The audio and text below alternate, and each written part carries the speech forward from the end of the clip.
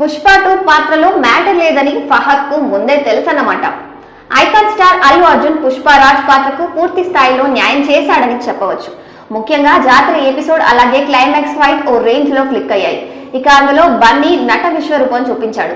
ఇక బన్నీ కష్టం వెనుక సుకుమార్ విజన్ కూడా ఎంతో ఉంది. పుష్ప 2ని ఆ విధంగా డిజైన్ చేసిన దర్శకుడు సుకుమార్ పై ప్రశంసలు గట్టిగానే వస్తున్నాయి. అలాగే ఇతర పాత్రల డిజైన్ పై అసంతృప్తి కూడా వ్యక్తమవుతుంది. ఇందులో ముఖ్యంగా ఫహద్ ఫజీల్ చేసిన బన్వర్ సింగ్ షెకావత్ పాత్ర గురించి విమర్శలు వెల్లువెత్తుతున్నాయి. పుష్ప మొదటి భాగంలో ఫహద్ పాత్రకు ఇచ్చిన పరిచయం, పాత్రకు ఉన్న గంభీరతను దృష్టిలో ఉంచుకుంటే సీక్వెల్లో ఈ పాత్ర మరింత బలంగా ఉండాలని ప్రేక్షకులు భావించారు. కానీ తీరా చూస్తే రెండో భాగంలో ఈ పాత్రను చాలా తగ్గించి చూపించినట్టు అభిప్రాయాలు వినిపిస్తున్నాయి. మొదటి భాగంలో ఫహద్ కు 20 నిమిషాల స్క్రీన్ స్పేస్ ఉన్నప్పటికీ అది మరింత ప్రభావవంతంగా హైలైట్ అయింది. కానీ రెండో భాగంలో పాత్రకు పెద్దగా మ్యాటర్ లేదని, ఒకవైపు సీరియస్ కామెడీ, మరోవైపు కామెడీ యాంగిల్ లా అనిపించింది. పాత్ర స్థిరంగా లేదని, అంతగా ప్రభావం చూపలేదని చాలా మంది అభిప్రాయపడ్డారు. ముఖ్యంగా ఈ పాత్ర పుష్పకు ప్రధాన పోటీగా ఉండాలి, కానీ కొన్నిసార్లు ఈ పాత్ర జోకర్ లా భావింపజేసిందని విమర్శలు ఉన్నాయి. ఈ పాత్రను అర్థం చేసుకోవడానికి ఫహద్ ఫజీల్ చెప్పిన మాటలు కాస్త చర్చానీయాంశమయ్యాయి.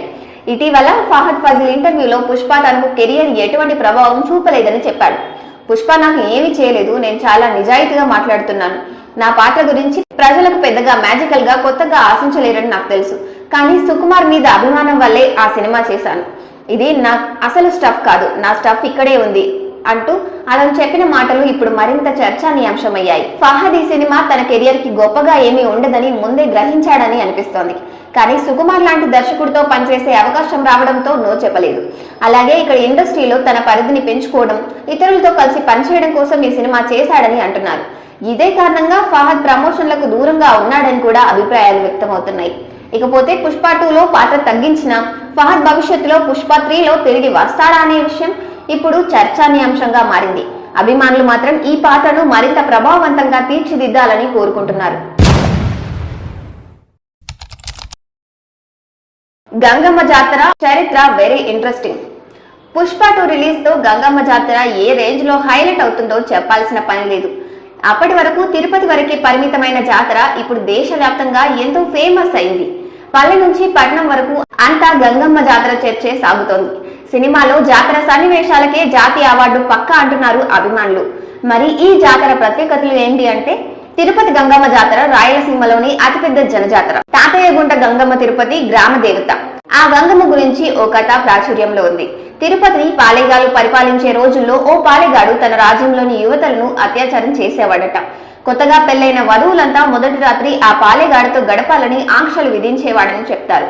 దీంతో ఆ పాలేగాడిని అంతం చేసేందుకు తిరుపతికి 2 కిలోమీటర్ల దూరంలోని అవిలాల గ్రామం కైకాల కులంలో గంగమ్మ జన్మించిందని భక్తుల నమ్మకం. యుక్త వయసుకు వచ్చిన గంగమ్మపై ఆ పాలేగాడి కన్ను పడుతుందట. దీంతో గంగమ్మపై అత్యాచారానికి ప్రయత్నించడంతో గంగమ్మ విశ్వరూపం చూపించిందట. తనని వధించడానికి అవతరించిన శక్తి అని తెలుసుకున్న పాలేగాడు పారిపోయి దాక్కున్నాడు. రకరకాల మారువేషాల్లో తల్లి 3 రోజుల పాటు గాలించిందట. మొదటి రోజు బైరాగి వేషం, రెండవ రోజు బండ వేషం, మూడవ రోజు తోటి వేషాలు వేసినా దొరక్కపోయేసరికి 4వ రోజు దొర వేషం వేసిందట. తన ప్రభు అయిన దొర వచ్చాడనుకున్న పాలేగాడు బయటకు రావడంతో గంగమ్మ అతన్ని వధించిందట. దానికి గుర్తుగా తిరుపతితో పాటు చుట్టుపక్కల గ్రామాలు ప్రతి సంవత్సరం గంగమ్మ జాతర నిర్వహిస్తున్నారని చరిత్ర చెప్తోంది. తమిళ సంప్రదాయం ప్రకారం ప్రతి ఏటా చిత్రీ నెల చివరి మంగళవారం చాటింపు జరుగుతుంది. దీనిలో భాగంగా ఉదయం ఆలయ ప్రాంగణంలోని అమ్మవారి విశ్వరూప స్తూపానికి అభిషేకం చేసి ఓడి బలపడతారు. సాయంత్రం గంగమ్మ జన్మస్థలం అవిలాల నుంచి కైకాల కుల పెద్దలు పసుపు కుంకుమ నూతన వస్త్రాలతో సారిని తీసుకొస్తారు. ఈ పసుపు కుంకుమ అర్ధరాత్రి 12 గంటలకు తిరుపతి పొలిమేరలలో చల్లుతూ జాతర పూర్తయ్యే వరకు ఊరి ప్రజలెవరూ పొలిమేర దాటకూడదని చాటింపు వేస్తారు. భక్తులు రకరకాల వేషాలు వేయడం ఈ జాతర ప్రత్యేకత.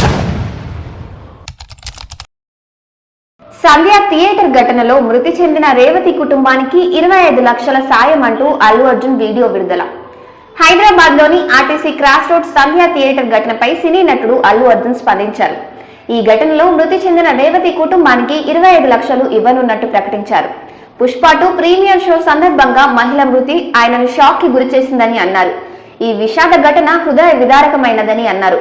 తొక్కిసలాటలో మృతి చెందిన రేవతి కుటుంబానికి ప్రగాఢ సానుభూతి తెలిపారు. ఈ మేరకు అల్లు అర్జున్ ఓ వీడియోని విడుదల చేశారు.